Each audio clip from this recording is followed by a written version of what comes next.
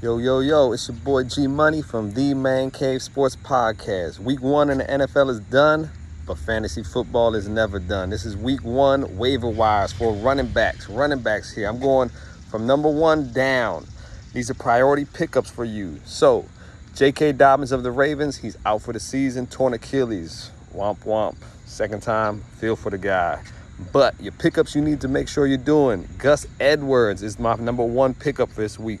Followed with 1B there, Justice Hill. Justice Hill got the goal line work, red zone work, but Gus Edwards carried the load pretty much on first and couple downs. Now, let's stop real quick. If A.J. Dillon is somehow available in your fantasy football league, pick him up as well. Aaron Jones went out with a hamstring injury later in the game.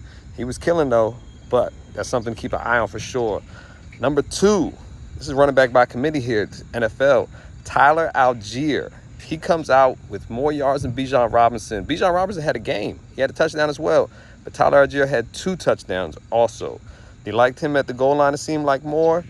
So those probably very good flex-worthy guys. Another guy you want to work into your game plan and roster, hopefully, Kyren Williams of the Los Angeles Rams. He had 15 carries, 52 yards, and 2 touchdowns. Now, what about Cam Akers? He's supposed to be the guy.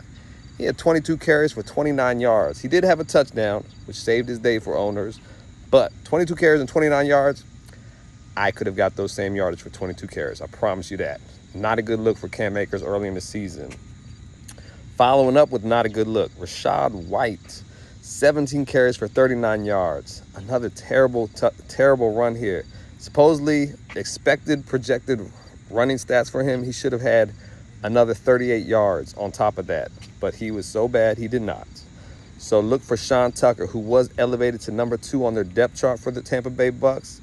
He was a good recruit in college, but came out, he had a heart problem, so he did not get drafted as high as he should have got drafted. Next up, you got Joshua Kelly. Watch out, Austin Eckler came up with a hamstring later that day, so he might be hurt. Joshua Kelly is a good add. Make sure you tune in to the Man Cave Sports Podcast show. Check out the videos. I got more fantasy football news all day at G Money Caveman on the X/Twitter. Peace. Wide receivers up next.